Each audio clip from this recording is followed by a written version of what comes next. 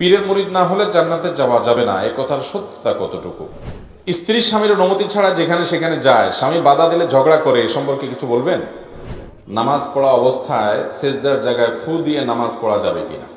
অনুগ্রহ করে বলবেন যে আপনি কেন উপদেষ্টা হলেন না। আমরা সবাই জানি যে আল্লাহ তাআলা যুগ যুগ নবী রাসূল মানব জাতির হেদায়েতের জন্য প্রেরণ করেছেন। প্রশ্ন হলো, এমন কোনো জায়গা বা দেশ যেখানে কখনো হেদায়েতের বাণী পৌঁছায়নি, ওই অঞ্চলে যারা দিনহীন অবস্থায় মৃত্যুবরণ করেন তাদের কিয়ামত দিবসে হিসাব কিভাবে মূল্যায়ন হবে? একজন মানুষ সবার কাছে ভালো থাকলে সে নাকি মুনাফিক হয়, এ বিষয়ে নাকি একটি হাদিস আছে, দয়া করে জানাবেন। যদি মজার ছলে কেউ নিজেকে হিন্দু বলে এরপর আল্লাহর নিকট তওবা করে এবং কান্নাকাটি করে মাপ চায়, তাহলে আল্লাহ মাফ করবেন কিনা? বৈষম্য বিরোধী এত বড় আন্দোলন হয়ে গেল, অথচ দেশে দাড়ি টুপি ও হিজাবের কারণে বৈষম্য এখনো আছে, এটা নিয়ে একটু কথা বলুন প্লিজ। মাঝে মাঝে সালাতে সূরা ফাতিহা পাঠ করার পর প্রথম ও দ্বিতীয় উভয় রাকাতেই একই সূরা পাঠ করে ফেলি, পরে বুঝতে পারি যে একই সূরা পাঠ করেছে, আমাদের অবস্থা করণীয় কি? এরপর প্রশ্ন হলো যে আমাদের এলাকায় মসজিদে সুদের টাকা লাগানো হয়েছে, মসজিদে কি নামাজ পড়া যাবে? বর্ষা লক্ষ্য করা যায় রাস্তার পাশ দিয়ে হাঁটার সময় পেছন থেকে গাড়ি এসে পথচারীকে ভিজিয়ে দিয়ে যায়। রাস্তায় খানাখন্দ বরাবর গাড়ি ধীরে চালালে এই বিড়ম্বনা পড়তে হয় না। দয়া করে ড্রাইভারদেরকে একটু নসিহা করবেন। অনেকেরই অনেক আর্গুমেন্ট থাকে, আপনি একটা ভালো আর্গুমেন্টই করেছেন। এটা ঠিক যে আপনার বৃষ্টিতে খানাখন্দ ইত্যাদিতে পানি জমে থাকে, সেখানে জোরে গাড়ি চলার কারণে পথচারীদের গায়ে পানি লেগে যায়, খুবই গর্হিত একটি কাজ। যে আমার রাস্তায় এমনভাবে চললাম যেটা অন্যের কষ্টের কারণ হলো। নবী করিম সাল্লাল্লাহু আলাইহি ওয়াসাল্লাম বলেছেন, রাস্তায় যখন কষ্টদায়ক কোনো কিছু কেউ ফেলে রাখে তুমি সেটাকে সরিয়ে দাও, অর্থাৎ এটাতে যাতে কারোর কষ্ট না হয় সেজন্য তুমি দায়িত্বশীল হও। তো রাস্তায় পানি পড়ে আছে, সেখানে আপনি জোরে গাড়ি চালালেন, তাহলে আরেকজনের কষ্টের কারণ হলো, তাহলে এটা দায়িত্বশীলতার পরিচয় হলো না, এবং এটা ঈমানের একটি শাখা বলা হয়েছে, অর্থাৎ কষ্টের যেন কারণ কেউ না হয় সেদিকটা খেয়াল রাখা। অতএব যদি কেউ কষ্ট পায় তাহলে সেটা কুফুরির অঙ্গ হবে। সো যারা গাড়ি চালাচ্ছেন তারা দায়িত্বশীলতার পরিচয় দিবেন। আপনি রাস্তা চলে যাচ্ছেন স্বাভাবিকভাবে, কারোর কষ্টের কারণ হলো আপনার আমলনামায় গুনাহ লেখা হয়ে গেল, কত বড় একটা দুর্ভাগ্যজনক বিষয় এটি। বিধায় আমাদেরকে সতর্ক থাকতে হবে। আল্লাহ তাআলা আমাদেরকে তৌফিক দান করুন।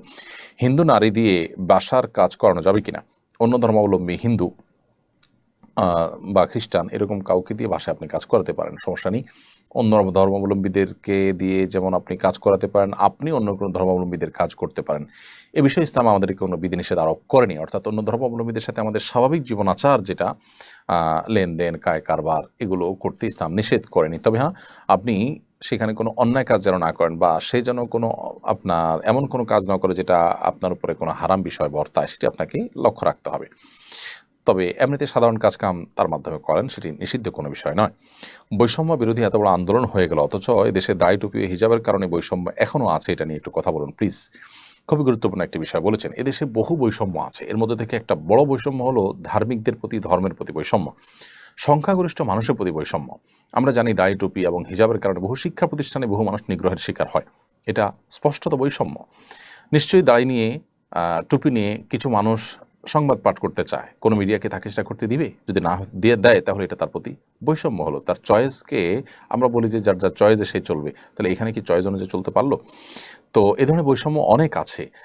ওলামা একরাম এদেশের বেশিরভাগ মানুষের প্রতিনিধিত্ব করে, বা বেশিরভাগ মানুষের সাথে তাদের জনসংযোগ রয়েছে, জনসম্পৃক্ততা রয়েছে।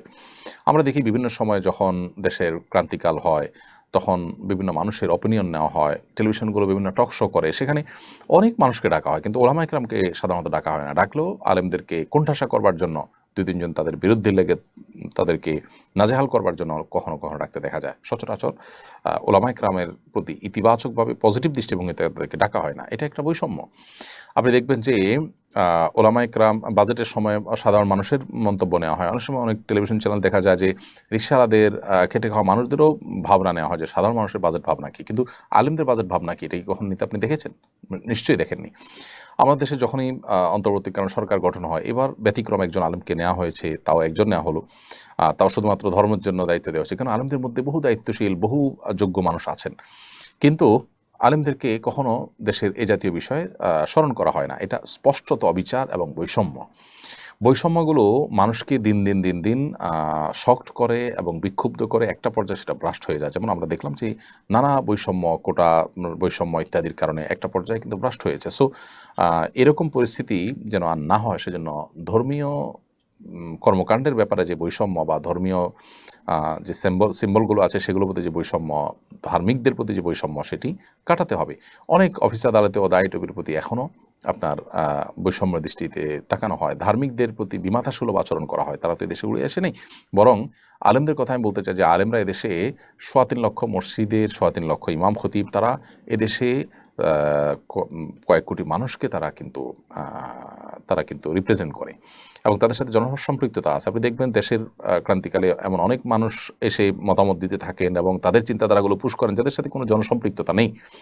কোন অধিকারে তারা এটা করেন আমার বুঝে আসে না। সো ধার্মিকদের প্রতি, ধর্মের প্রতি, ধর্মীয় সিম্বলের প্রতি, সংখ্যাগরিষ্ঠ মানুষের চিন্তাধারার প্রতি যে তাদের প্রতি যে বৈষম্য আমাদের সমাজে বিরাজমান আছে, চলমান বৈষম্য বিরোধী যে আন্দোলন চলছে, এখনও চলমান আছে বলতে পারি, সেই আন্দোলনে যেন এই বৈষম্যটিও দূরের ব্যাপারে আমরা সবাই সজাগ থাকি। কারণ অন্যান্য বৈষম্যের কথা মানুষ বললেও এই বৈষম্যের কথা সাধারণত কেউ বলে না। এরম অবস্থায় গোসল করার সময় লুঙ্গি পরা যাবে কিনা? গোসল করার সময় তো লুঙ্গি পরা যাবে, সমস্যা নাই। এরপরে আপনি যখন এহরামের কাপড় পরে ফেলবেন, তারপরে উমরা সম্পন্ন, হজ সম্পন্ন করার আগ পর্যন্ত আর আপনি সেলাই করা লুঙ্গি পরবেন না। সেকেন্ড হ্যান্ড মোটরসাইকেলের মিটার কম দেখিয়ে বেশি দিন চলা বাইক কম চলেছে দেখিয়ে বিক্রি করা যাবে কিনা? না, অবশ্যই এটা প্রতারণা, এটা গুনাহের কাজ। আপনি এরকম যদি করে থাকেন তাহলে এটা কবিরা গুনাহ করেছেন। ক্রয় বিক্রয় হয়ে যাবে, কিন্তু আপনি কবিরা গুনাহ করার কারণে মানুষের হক নষ্ট করেছেন, ভয়ঙ্কর একটি অপরাধ হয়েছে, কবিরা গুনাহ হয়েছে। বিধায় আল্লাহ সুবহানাহু ওয়া তাআলার কাছে এর জন্য তওবা করতে হবে। গোসলের সময় বা শৌচ কর্মের সময় দিগম্বর হলে এহরাম ভেঙে যাবে কিনা বা ভেঙে গেলে করণীয় কি? না, গোসলের সময় বা শৌচ কর্মের সময় এহরামরত ব্যক্তি যদি দিগম্বর হন তাহলে তার এহরাম ভেঙে যাবে না। তবে যতটুকু প্রয়োজন ততটুকু শুধু দিগম্বর হবেন, প্রয়োজনের চাইতে বেশি হবেন না। সেটা আদব এবং শিষ্টাচারের মধ্যে পড়ে। একজন মানুষ সবার কাছে ভালো থাকলে সে নাকি মুনাফিক হয়, এ বিষয়ে নাকি একটি হাদিস আছে, দয়া করে জানাবেন। এটিকে একেবারে সর্বাংশে বা সব ক্ষেত্রে ফিট করা সঠিক নয়, তবে এটা অনেকাংশেই সঠিক এবং অনেক ক্ষেত্রে সঠিক। যেমন একজন মানুষ যদি চগলখড়ি করেন, একজনের কাছে গিয়ে তার প্রশংসা করেন, তার পেছনে আরেকজনের কাছে গিয়ে ওই লোকের বদনামি করে আবার যার কাছে গেছেন তার প্রশংসা করেন, এই যে সবার কাছে ভালো থাকার প্রচেষ্টা, এটাকে চগলখড়ি বলা হয়। এই চগলখড়ি করার তো মুনাফিকি চরিত্র সন্দেহাতীতভাবে, কিন্তু সবার কাছে সে প্রিয়, সবাই তাকে ভালোবাসে, এর মানে সে মুনাফিক। ব্যাপারটাকে এত সহজীকরণ করার সুযোগ নেই। কারণ নবী করিম সাল্লাল্লাহু আলাইহি ওয়াসাল্লাম একটা হাদিস রয়েছে যে তুমি কি চাও যে মানুষরা তোমাকে ভালোবাসবে, জনপ্রিয় হবে সবার কাছে? তো এর জন্য কি করতে হবে? নবী সাল্লাল্লাহু আলাইহি ওয়াসাল্লাম পরামর্শ দিয়েছেন, তাহলে তুমি মানুষ যেটার জন্য লালায়িত থাকে তুমি সেজন্য তার লালায়িত হইও না, তাহলে দেখবা তুমি সবার কাছে প্রিয় থাকবে। তাহলে এখানে বোঝা গেল যে সবার প্রতি প্রিয় হওয়াটা দোষে নয়, নিয় নয়। অনেক মানুষ আছেন যিনি সবার কাছে প্রিয়। নবী করিম সাল্লাল্লাহু আলাইহি ওয়াসাল্লাম খোদ তিনি সবার কাছে প্রিয় ছিলেন, বিধায় সবার কাছে প্রিয় থাকলেই মুনাফিক হয়ে যাবে, বাট এরকম না। তবে সবার কাছে প্রিয় থাকার জন্য যদি কপট কোনো আচরণ করা হয় তাহলে সে অবশ্যই মুনাফিকের মধ্যে পড়বে।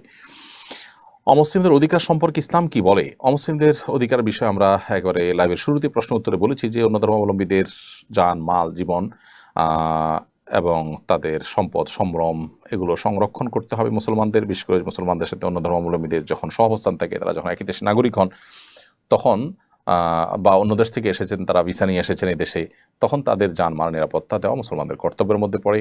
কোনো মুসলমান সেখানে কোনো প্রকার ক্ষয়ক্ষতি করা তার জন্য পরিষ্কারভাবে হারাম। কোনো এই জাতীয় মুসলমানকে যদি কেউ হত্যা করেন, যিনি মুসলমান, অন্য ধর্মাবলম্বী মানুষকে যদি হত্যা করেন, তাহলে সেক্ষেত্রে ওই ব্যক্তি জান্নাতের ঘ্রাণও পাবে না বলে হাদিস রয়েছে। বিধায় এই সমস্ত ক্ষেত্রে একজন মুসলিম সর্বোচ্চ তার অধিকার ব্যাপারে সতর্ক থাকবেন। আল্লাহ তাআলা বলেছেন, লা ইয়ানহাকুমুল্লাহু আনিল লাযিনা লাম ইউকাতিলুকুম ফিদ-দীন ওয়া লাম ইখরিজুকুম মিন দিয়ারিকুম আন তাবাররুহুম ওয়া তুকসিতু ইলাইহিম ইন্নাল্লাহা ইউহিব্বুল মুকসিতিন। যে সমস্ত অন্য ধর্মাবলম্বীরা তোমাদের প্রতি কোনো অবিচার করে নাই, জুলুম করে নাই, তোমাদেরকে তোমাদের ঘরবাড়ি থেকে বের করে দেয় নাই, তাদের প্রতি তোমরা সদাচরণ করতে আল্লাহ কিন্তু বাধা দেন না, বরং আল্লাহ নিষ্ঠ আচরণকারীকে ভালোবাসেন। এখান থেকে বোঝা গেল যে তাদের প্রতি আমাদের কেমন আচরণ করতে হবে। তওয়াফ ও সাই করার সময় ওযু ভেঙে গেল, করণীয় কি? তওয়াফে যদি ওযু ভেঙে যায় তাহলে দ্রুত ওযু করে এসে আপনি তওয়াফ কন্টিনিউ করবেন। আর সাইতে যদি ওযু ভেঙে যায় তাহলে সাই ওই অবস্থায় করলেও আপনার উমরা হয়ে যাবে, কিন্তু সাইতে অনেক আলেমদের মতে ওযু করে করা উত্তম। আমাদের ইউটিউব চ্যানেলে একজন প্রশ্ন করেছেন, এক ছেলে সন্তান সহ আমার দ্বিতীয় বিয়ে হয়েছে।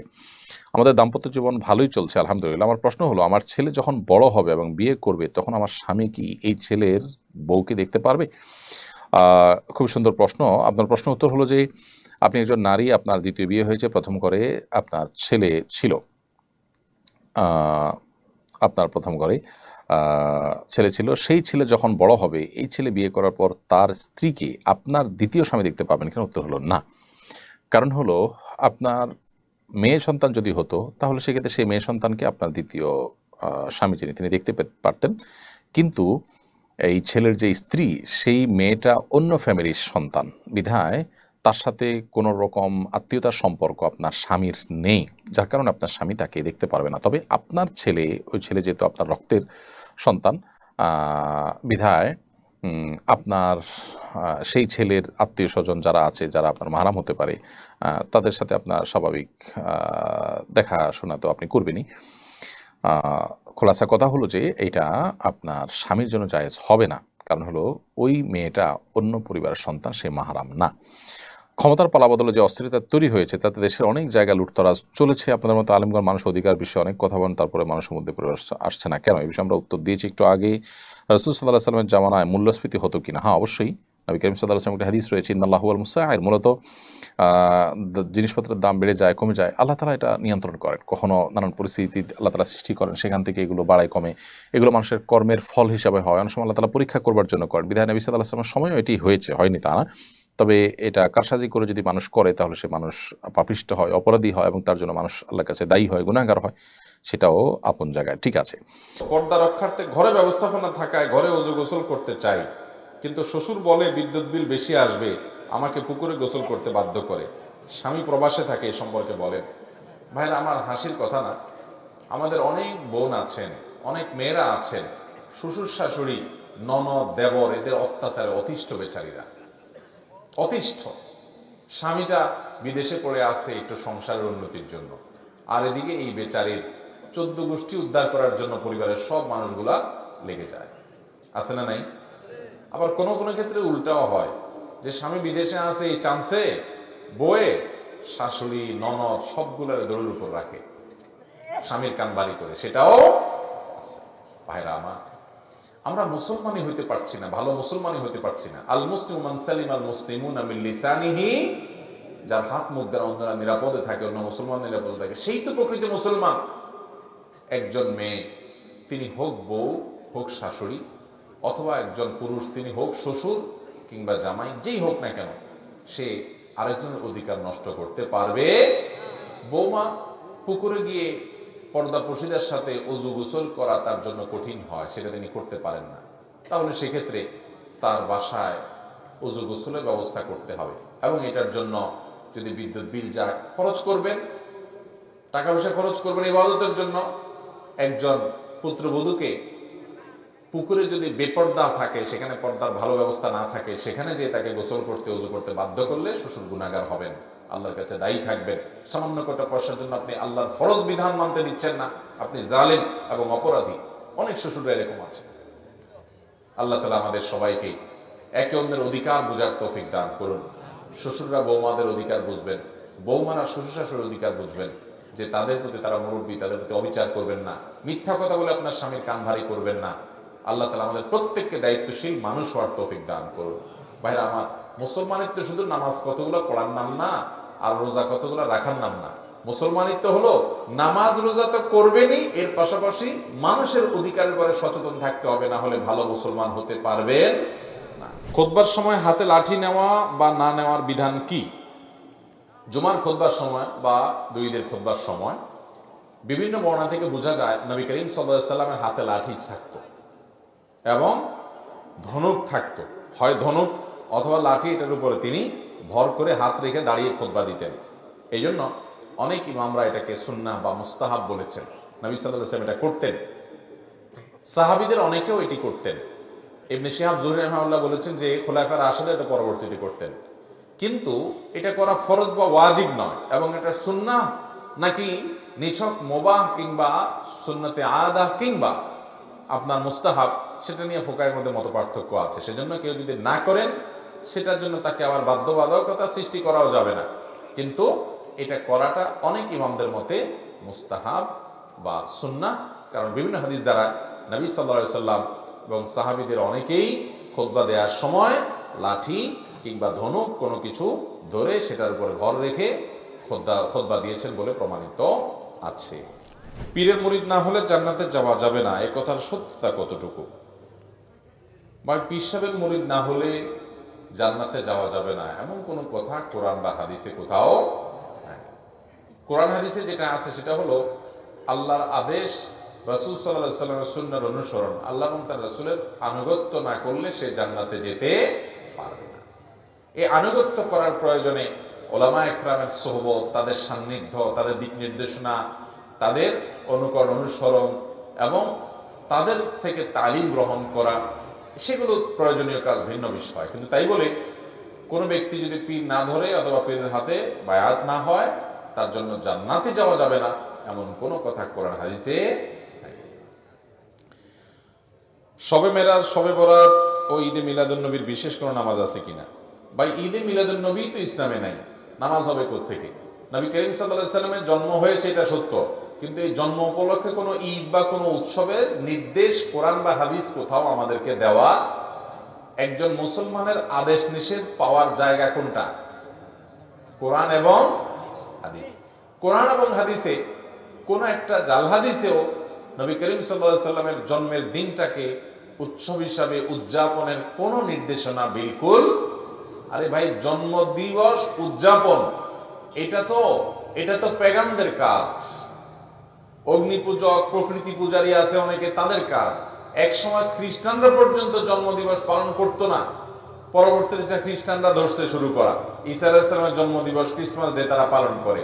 এদের দেখা দেখে মুসলমানরা চিন্তা করছে তাহলে আমরাও আমাদের নবীর মহব্বত প্রকাশ করি। যারা করে তারা মহব্বতই করেন, তারা নবী সাল্লাল্লাহু আলাইহি ওয়াসাল্লামকে ভালোবেসেই করেন। অথচ নবী সাল্লাল্লাহু আলাইহি ওয়াসাল্লাম ইহুদি খ্রিস্টানদের অনুকরণ অনুসরণ করতে নিষেধ করেছেন। আমরা সেই কাজই করছি। আমাদের নবীজি নিজের জন্মদিবস বছরে একবার এরকম উৎসব করা, এটা তিনি করেন নাই, না চার খলিফার কেউ করেছেন, না কোনো সাহাবী করেছেন, কোনো জাল হাদিসেও নাই। অতএব ঈদে মিলাদুন নবী নামে যেটা আমরা উদযাপন করি, এটার অস্তিত্বই ইসলামে নাই। কোরআন হাদিসে এরকম কিছু করতেই বলা হয় না। ইসলাম পূর্ণাঙ্গ দিনের বিধান, যার কারণে এটার আবার আলাদা নামাজ থেকে আসবে। এরপর আসেন শবে মেরাজ। শবে মেরাজ নবী করিম সাল্লাল্লাহু আলাইহি সাল্লামের মেরাজ জীবনে একবার হয়েছে। বছরের ওই দিনটাকে মেরাজ হিসেবে উদযাপন করার ব্যাপারেও কোনো হাদিসের কোনো নির্দেশনা নাই, অতএব এর কোনো সালাত নাই। শবে বরাত, শাবানের মধ্যরাত, এই রাতের ফজিলত বিভিন্ন হাদিস দ্বারায়, অনেকগুলো হাদিস এর বর্ণনা থেকে এই রাতের ফজিলত বোঝা যায় যে আল্লাহ তাআলা মানুষকে সাধারণ ক্ষমা ঘোষণা করেন, হিংসুক ছাড়া, মুশরিক ছাড়া। মুশরিক এবং হিংসুক ছাড়া বাকি লোকদেরকে আল্লাহ তাআলা ক্ষমা করেন। এরকম বিভিন্ন বর্ণনা দ্বারা এই রাতের ফজিলত মোটের উপরে প্রমাণ পাওয়া যায়। তবে এটাকে আমরা আবার যতটা গুরুত্বের সাথে ইবাদত বন্দিগির জন্য নির্দিষ্ট করে ফেলি, এমনকি শবে বরাতের বিশেষ ইবাদত, বিশেষ নামাজ আছে এত রাকাত, এভাবে এরকম কোনো বর্ণনা কোরআন হাদিসে কোথাও আসেনি। আল্লাহ তাআলা আমাদেরকে কোরআন হাদিসের অনুসরণ করার তৌফিক দান করুন। স্ত্রী স্বামীর অনুমতি ছাড়া যেখানে সেখানে যায়, স্বামী বাধা দিলে ঝগড়া করে, এ সম্পর্কে কিছু বলবেন? আজকাল আমাদের বোনদেরকে অতিরিক্ত স্বাধীন চেতা করে দিয়েছে কিছু মানুষ। তারা মহিলাদেরকে উস্কাই দিয়েছে যে কিসের স্বামীর কথা শুনবা, স্বামীর কথা মানবো না, বদ্ধ করে থাকবো না, এসব স্লোগান শিখিয়ে দিছে না ভাইরা আমার। এটাতে মনে হয় যে স্বামী খুব, এই বউরা, মহিলারা খুব স্বাধীন হয়ে গেছে। কিছুটা স্বাধীনতা হয়তো হয়, কিছুটা হয়তো স্বাদ উপভোগ করে, মজা উপভোগ করে, কিন্তু ভাইরা একটা সময় সে বুঝতে পারে যে এটার দ্বারা তার ক্ষতি হয়। সবচেয়ে বড় ক্ষতি হলো ইমানদার নারীকে নবী করিম সাল্লাল্লাহু আলাইহি সাল্লাম জান্নাতে যাওয়ার জন্য চারটি আমল দিয়েছেন, চারটি কন্ডিশন দিয়েছেন। এক হলো ইজা সাল্লাতিল মারআতু খামসাহা, যখন ৫ ওয়াক্ত নামাজ পড়ে, ওয়া সামাত শাহরা, রমজান রোজা রাখে এবং স্বামীর আনুগত্য চরে, ৩ নম্বর, আর নিজের লজ্জাস্থান হেফাজত করে, জেনা ব্যভিচার করে না, হারাম রিলেশন করে না, ২ নম্বরই পথ থেকে বাঁচিয়ে রাখে নিজেকে। এই 4টা কাজ করলে ওই নারীর জন্য জান্নাত আল্লাহ তাআলা সহজ করেন, সে জান্নাতে যে কোনো দরজা দিয়ে প্রবেশ করে।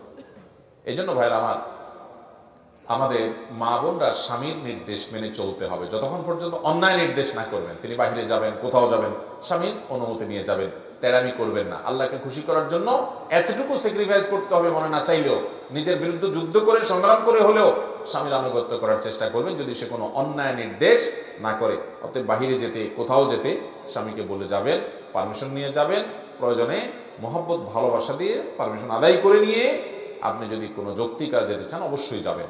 হ্যাঁ, আপনার একেবারে ফরজ কাজ যেতে দিচ্ছে না, কথার কথা আপনি অসুস্থ, আপনার বাবা মা মরে যাচ্ছে, অসুস্থ হয়ে যাচ্ছে, সেখানেও আপনার সাথে কোনো সম্পর্ক তাদের সাথে রাখতে দিচ্ছে না, তো সেই কথা আপনি মানতে বাধ্য নন। কিন্তু আপনার বাবার বাড়ি যাবেন, কোথাও বেড়াইতে যাবেন, তো অবশ্যই তাকে পারমিশন নিয়ে, আস্থায় নিয়ে তারপরে যাবেন, মন গড়া চলে যাবেন না। অনেক বোনরা আছে আজকাল এগুলো মানতে চান না, নিজের আমল নিজে নষ্ট করে।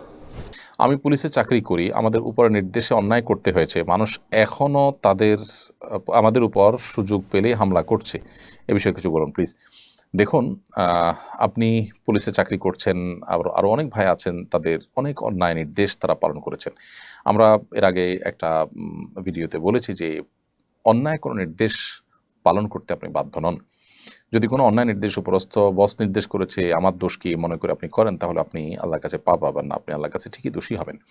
তবে আমি সাধারণ মানুষ, সর্বস্তরের মানুষদেরকে বলতে চাই যে যা হয়ে গেছে সেটার জন্য আমরা আইন নিজের হাতে তুলে না নিই। নির্দিষ্ট যদি কারোর বিরুদ্ধে অভিযোগ থাকে তাকে আমরা মার্ক করে রাখি, বিচারের আওতায় আনার চেষ্টা করি, তার শাস্তি নিশ্চিত করার চেষ্টা করি। কিন্তু নিজেরা আমরা যদি শাস্তি দিতে চাই তাহলে দেশে অরাজকতা তৈরি হবে। প্রত্যেকটা মানুষ যার জাজমেন্টাল পাওয়ার ভিন্ন ভিন্ন হয়ে থাকে। আপনার জাজমেন্টে আমি দোষী, আমার জাজমেন্টে আপনি দোষী, এভাবে সবাই যার যার মতো করে একজন আরেকজনের বিচার করা শুরু করলে সমাজ কখনো স্বাভাবিক সুস্থ থাকবে না। এজন্য আমরা আসুন, আল্লাহ তাআলা ক্ষমাশীলতাকে পছন্দ করেন। যতক্ষণ পর্যন্ত ক্ষমা করা যায় ততক্ষণ আমরা ক্ষমার প্রদর্শন করার চেষ্টা করি। আল্লাহ তাআলা মুত্তাকিদের বৈশিষ্ট্য বলতে গিয়ে বলেছেন, ওয়াল আফিনা আননা, যারা মানুষকে ক্ষমা করে, আল্লাহু হিব্বুল মুহসিনিন, এবং আল্লাহ তাআলা ইহসানকারীদেরকে ভালোবাসেন। এরপরে প্রশ্ন হলো, আমার মা মান্নত করেছেন আমাকে হাফিজা বানাবেন, কিন্তু আমাকে হাফিজা বানাতে পারছেন না, এতে মায়ের গুনাহ হবে কিনা?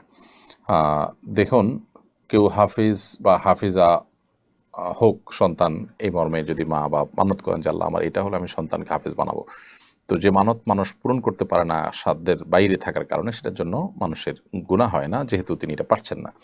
তবে ওলামা একরাম বলেছেন যে আমৃত্যু তাকে চেষ্টা করে যেতে হবে। আর কেউ কেউ বলেছেন যে এটার জন্য তিনি কসমের কাফারা দিয়ে দিবেন যদি তিনি মানত করে থাকেন। অবশ্য মানত বিশুদ্ধ হলে তখন কাফারা প্রযোজ্য হয়। মানত আদৌ বিশুদ্ধ কিনা সেটা নিয়ে যথেষ্ট সংশয় রয়েছে। তবে এমনিতে সাধারণত মা বাপ নিয়ত করেন যে আমি ছেলে হলে হাফিজ বানাবো, মেয়ে হয়েছে হাফিজা বানাবো, এরকম নিয়ত করেন। তো এরকম নিয়ত যদি পূরণ করতে না পারেন তার কারণে কোনো গুনাহ হবে না। সাধারণ নিয়ত এক জিনিস, আর মানত হলো যে আল্লাহ এই কাজটা হলে আমি এটা করবো, শর্ত দিয়ে, এটা হলো মানত। আর এটা না হলে আপনি নিয়ত করেছেন, সাধারণত নিয়তই হয়ে থাকে। নিয়ত করে থাকলে এর জন্য কোনো গুনাহ হবে না।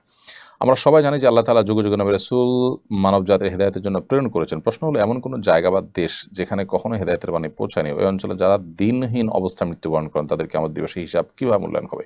যদি এরকম কোনো জায়গা থাকে যেখানে কেউ কোনো নবী রাসূলের কোনো দাওয়াত পৌঁছায় নাই, এমন কোনো জায়গা যদি থাকে, আজকাল তো সেটা অসম্ভবের মতো, যদি জঙ্গল টঙ্গল কোথাও এরকম থাকে, তাহলে তাদের হিসাব হবে শুধুমাত্র সৃষ্টিকর্তার উপরে তাদের বিশ্বাস ছিল কিনা, একত্ববাদে বিশ্বাসী ছিল কিনা তারা। কারণ আল্লাহর এই সৃষ্টি জগৎ ইটসেলফ, এটা মানুষকে একত্ববাদের সাক্ষ্য দেয়, এবং এটা দেখে মানুষ একত্ববাদে বিশ্বাসী হওয়ার জন্য যথেষ্ট। বিধায় এরপরও যদি সে একত্ববাদে বিশ্বাসী না হয়, আল্লাহর কাছে দোষী হবে। আর অন্য কোনো বিষয়, যেহেতু নবী রাসূলদের দাওয়াত যায় নাই, নামাজ রোজা, কোনো বিষয়ে তাদের কোনো জিজ্ঞাসাবাদ হবে না। আমার হাজবেন্ড মারা গেছেন, তার উপর 5 লাখ টাকা ঋণ ছিল, কিন্তু পাওনাদারকে আমি চিনি না, তাকে অনুসন্ধানের পরও পাইনি, এখন আমার করণীয় কি? পাওয়ার যদি ন্যূনতম সম্ভাবনা না থাকে, তাহলে সেক্ষেত্রে আপনি তার পক্ষ থেকে এই টাকাটা গরিব দুঃখীদেরকে দান করে দিবেন, এবং অর্থাৎ পাওনাদারের পক্ষ থেকে, যে আল্লাহ যিনি পাওনাদার, এর সওয়াব আপনি তাকে দিবেন। এটা আপনি করলে ইনশাআল্লাহ বিদিনিল্লাহ আশা করা যায় যে আল্লাহ তাআলার কাছে আপনি দায় মুক্ত হবেন। এরপর প্রশ্ন হলো যে আমার ডান দিকের থুতির অপারেশন করার পর ওখানে দাড়ি সব জায়গার চেয়ে একটু বেশি বড় হয়। আমার প্রশ্ন হলো, এই দাড়িগুলো সাইজ করে কি অন্য সবগুলো সমান করা যাবে? এই দাড়িগুলো বড় হওয়ার কারণে দাড়ি বড় ছোট লাগে। থুতির অপারেশন করার পর ওখানে দাড়ি ছোট হয়েছে, তো একটু দেখতে দৃষ্টিকটু হলেও এক মুষ্টির নিচে হলে দাড়ি কাটা উচিত না। এক মুষ্টি বড় হয়ে গেছে, সেটা আপনি কেটে সমান করতে পারেন। এরপর প্রশ্ন হলো যে আমাদের এলাকায় মসজিদে সুদের টাকা লাগানো হয়েছে, মসজিদে কি নামাজ পড়া যাবে? মসজিদে সুদের টাকা লাগানো হয়েছে, এটা তো প্রথম শুনেছি, আল্লাহ মাফ করুক। মসজিদ কর্তৃপক্ষ এত জাহেল হতে পারে, এটা তো আমার ধারণার অতীত। যদি এরকম হয়ে থাকে, সেখানে নামাজ পড়লে নামাজ হয়ে যাবে, তবে অন্যত্র নামাজ পড়তে পারলে অধিকতর ভালো। কারোর জমিনে জোরপূর্বক মসজিদ তৈরি করা হলো, বা আপনার ছিনতাই করে নেওয়া জায়গার উপরে মসজিদ নির্মাণ হলো, সেখানে নামাজ পড়লে নামাজ হয়ে যাবে। যদিও ওলামা বলছে নামাজ হবে না, কিন্তু অনেকেই বলেছেন নামাজ হবে, বাট সেখানে নামাজ না পড়ে অন্যত্র নামাজ পড়তে পারলে উত্তম। আর যারা এই কাজটি করেছেন তারা অবশ্যই গুনাহগার। মসজিদ কর্তৃপক্ষ তারা আল্লাহর কাছে দায়ী থাকবেন আল্লাহর ঘরের টাকাকে হারাম কাজে লাগানোর জন্য। এরপর প্রশ্ন হলো, আমি একজন প্রবাসী, আমি দীর্ঘ 7 বছর যাবত প্রবাসে আছি। রেমিটেন্স সম্পর্কে আমি আপনার আলোচনা আগেও শুনেছি যে হুন্ডিতে টাকা পাঠানো হারাম। প্রশ্ন নিরুপায় হলে এই বিধান কি প্রযোজ্য হবে? দেখুন, হুন্ডিতে টাকা পাঠানো হারাম এটা আমরা বলিনি। হুন্ডিতে টাকা পাঠানোকে মাকরুহ বলেছি আমরা, এবং দারুল দেওবন্দ সহ পৃথিবীর বড় বড় আপনার শিক্ষা প্রতিষ্ঠান থেকে, বড় বড় প্রতিষ্ঠান থেকে এই ফতোয়াই দেওয়া হয়েছে, এবং সব ওলামা কেরাম প্রায় একমত যে অবৈধ পথে টাকা পাঠানো, অর্থাৎ ব্যাংকিং চ্যানেলের বাইরে হুন্ডির মাধ্যমে টাকা পাঠানো মাকরুহ, কারণ এর মাধ্যমে অসৎ কাজে সহযোগিতা করা হয়। যারা চোরাচারি করেন, ঘুষ খান, তারা ঘুষের টাকাটা এইভাবে লেনদেন করেন, তাদের হেল্প হয়, এবং আরও নানা কারণে এটি মাকরুহ। আর তবে নিরুপায় হলে তার জন্য সেটি জায়েজ আছে। এমন কোনো জায়গা আছেন যেখান থেকে আপনি ব্যাংকিং চ্যানেলে টাকা পাঠানোর সুযোগ নাই, অথবা বিশেষ পরিস্থিতিতে আপনি এটি করতে হয়েছে, তো সেটা জায়েজ হবে ওই পরিস্থিতির জন্য। স্বামী একটি প্রাইভেট কোম্পানিতে চাকরি করেন, জানতে পেরেছি অনেক সময় দায়িত্বের খাতিরে অনেক হারাম কাজেও সাহায্য করতে হয়। এটি জানার পরেও কি তার ভরণ পোষণ গ্রহণ করতে পারবো? আপনি স্ত্রী হিসাবে যদি তাকে পারেন এখান থেকে সরাবেন, যদি না পারেন তাহলে যতটুকু আপনার বেঁচে থাকার জন্য প্রয়োজন ততটুকু আপনি তার এখান থেকে গ্রহণ করতে পারবেন। আর যদি আপনার নিজে থেকে কিছু করার সুযোগ থাকে আপনার পর্দার ইত্যাদি মেনটেন করে, তাহলে সেই চেষ্টা আপনি করবেন। আমার বাবা অসুস্থ, এই সুযোগে বড় ভাই জোর করে বাবা থেকে সম্পদ লিখে নিচ্ছে, এতে বাবার গুনাহ হবে কিনা? বাবা যদি অসুস্থ হয় তাহলে সেক্ষেত্রে আহ, আহ, তাকে আপনি সম্পদ, বাবা অসুস্থ এই সুযোগে যদি বড় ভাই অন্যায়ভাবে তার সম্পদ লিখে নেয়, তিনি অবশ্যই গুনাহগার হবেন। আপনার বাবার যদি এখানে কোনো কিছু করার না থাকে, সেন্স না থাকে, তাহলে তার কোনো গুনাহ হবে না। কারণ রফি আল কলম আন সালাস, নবী সাল্লাল্লাহু আলাইহি ওয়াসাল্লাম বলেছেন, তিন ব্যক্তির কোনো হিসাব নিকাশ লেখা হয় না, অর্থাৎ তাদের কোনো অপরাধ লেখা হয় না। তার ভিতরে একজন হলো অসুস্থ মস্তিষ্কের মানুষ, বিকৃত মস্তিষ্কের মানুষ, বা অসুস্থ পাগল যিনি হয়ে যান তিনি। আরেকজন হলেন ঘুমন্ত ব্যক্তি, আরেকজন হলেন শিশু। তো যদি কেউ অসুস্থতার এই লেভেলে চলে যায়, যদি আসলে তার হিতাহিত জ্ঞান নাই, তিনি কি করছেন নিজেও জানেন না, তাহলে তার গুনাহ হবে না ইনশাআল্লাহ তাআলা। কিন্তু যদি তিনি জানেন তাহলে তিনি গুনাহগার হবেন। অর্থাৎ তার যদি এটাকে ঠেকানোর সুযোগ থাকে তারপর তিনি করেন, তাহলে তিনি গুনাহগার হবেন। কোটার জন্য এত আন্দোলন করা হলো, কিন্তু তারপরও আন্দোলনকারীরা কোটায় তিনজন মন্ত্রী হলো, এটা কি যৌক্তিক? আপনার কাছে মতামত জানতে চাই। এইটা তো বলা কঠিন আমার জন্য। তারা কোন যুক্তিতে হয়েছেন, কোন চিন্তা করে তারা হয়েছেন সেটা আমি জানি না। তবে বিভিন্ন সেক্টরের মানুষের মতামত নেওয়ার জন্য, বিভিন্ন সেক্টরের মানুষের প্রতিনিধিত্ব রাখার চেষ্টা করেছেন, এইটাকে মৌলিকভাবে আমি দোষের মনে করছি না। এরপর প্রশ্ন, রাস্তার পাশে দেয়ালে ইসলামিক ক্যালিগ্রাফি করা হয়েছে, কিন্তু কিছু বুদ্ধিজীবী তা মুছে দিয়েছে, এটা কি করা উচিত? ক্যালিগ্রাফি এটা তো আর্ট। আমাদের সমাজে যদি ভালো কোনো আর্ট ক্যালিগ্রাফি যদি করা হয় রাস্তার পাশে, তো সেটা মুছে দেওয়া তো আমি মনে করি সংকীর্ণ মনা ছাড়া আর কিছুই নয়, সংকীর্ণ চিন্তা ছাড়া কিছুই নয়। অতএব ক্যালিগ্রাফি যেটা যে ভাষারই হোক, বিশেষ করে আমাদের দেশে প্রাসঙ্গিক যে ভাষাগুলো, সেগুলোর ক্যালিগ্রাফি তো থাকতেই পারে। বিশেষ করে বিশ্ববিদ্যালয়ে আপনার অ্যারাবিক সাবজেক্ট আছে, অথবা আরবিক ক্যালিগ্রাফি থাকাটা বরং একেবারে প্রাসঙ্গিক এবং যৌক্তিক। এর যদি কেউ মুছে দিয়ে থাকে, সে অন্যায় করেছে, এবং আমি মনে করি যে তারা সংকীর্ণ মনা পরিচয় দিচ্ছে। এরাই এদেশে আমাদের যে সম্প্রীতি শান্তিটা নষ্ট করার পেছনে কাজ করছে।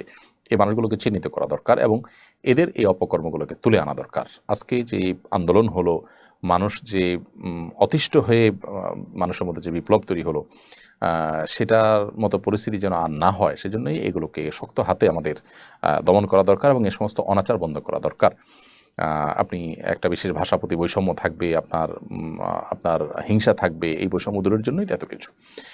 এমডি বাপি আহমেদ আপনি লিখেছেন, দারিদ্র্য দূরীকরণে জাকাতের সুষ্ঠু বন্টনে ধর্ম মন্ত্রণালয়ের দায়িত্ব কতটুকু? অনেক বেশি দায়িত্ব রয়েছে। ধর্ম মন্ত্রণালয় যদি সঠিক সুষ্ঠু বন্টন করতে পারতো, মানুষ আস্থা অর্জন করতে পারতো, তাহলে দেশের মানুষের জাকাত আদায় নিয়ে কোনো পেরেশানি করতে হতো না। এবং জাকাত, ধর্ম মন্ত্রণালয়ের সরকারি ফান্ডে জাকাত দিলে সাধারণত সেই টাকা জাকাতের জন্য আর সে টাকার এগেনিস্টে আর ট্যাক্স দিতে হয় না, মানুষের জন্য সহজ হতো জাকাত আদায় করা। কিন্তু দুঃখজনক যে কখনোই এটি করা সম্ভবপর হয়নি। অনুগ্রহ করে বলবেন যে আপনি কেন উপদেষ্টা হলেন না? দেখুন, এই বিষয়টা নিয়ে সোশ্যাল মিডিয়াতে যেভাবে আলোচনা চলছে, আমি অনেকটাই বিব্রত। বিশেষ করে অনেকে লেখালেখি করছেন, অনেকগুলো মিডিয়াতে উঠে এসেছে, বিষয়টাকে অনেকে যেভাবে চিত্রায়িত করছেন আসলে এরকম না। আমি একটু খোলাসা করি। আমাকে শিক্ষার্থীদের তরফ থেকে একজন ফোন দিয়ে বললেন যে অনেকে আপনাকে উপদেষ্টা করার ব্যাপারে মতামত দিচ্ছেন, আপনি কি বলছেন, আপনার মতামত কি? আমি তখন পরিষ্কার জানিয়েছি, দেখেন, আমি এটার জন্য নিজেকে উপযুক্ত মনে করি না, এর চাইতে অনেক উপযুক্ত মানুষ আছেন আলহামদুলিল্লাহ। তখন আমি কয়েকটা নাম প্রস্তাব করি, এর মধ্য থেকে তারা বিভিন্ন ক্রাইটেরিয়া বলেন, সেই ক্রাইটেরিয়ার আলোকে ডক্টর আফম খালেদ হোসেনের নাম বলি। তখন তারা ওনার নাম্বার চান, আমি নাম্বার দিই, এবং পরবর্তীতে ওনার ব্যাপারে দেশের বড় বড় ইসলামিক দলগুলো, বড় বড় নেতৃবৃন্দের সাথে আলাপ হয়েছে, তাদের সবার পক্ষ থেকে পজিটিভ রিপ্লাই পেয়েছে। পরবর্তীতে তিনি নির্বাচিত হয়েছেন আলহামদুলিল্লাহ। তো আমাকে এখানে চূড়ান্ত করে ফেলেছেন তারা, তারপর আমি ডিনাই করে ফেলেছি। আমি এত মহানুভব মানুষ বা এত মহান মানুষ আসলে না। পদের বা দুনিয়ার মোহ অন্য 10 জনের মতো আমার মধ্যেও আছে। আমাকে যেভাবে আপনারা অনেকে মহান করে দেখাচ্ছেন, এটা আপনাদের মহানুভবতা বা আপনাদের সুধারণা ছাড়া কিছুই নয়। কোনো কোনো ক্ষেত্রে এটি কিন্তু বাড়াবাড়ি বা অতিরঞ্জনের পর্যায়ে চলে গেছে। আমি নিজে আসলে কিছুটা বিব্রত। বিষয়টি আসলে জানাজানিই হতো না, কিন্তু আলেমদের একটা ফোরামে এটা নিয়ে পরামর্শ হয়েছে। সেখান থেকে আসলে কেউ কেউ সোশ্যাল মিডিয়াতে লিখেছেন, সেখানে থাকা আলেমদের কেউ কেউ।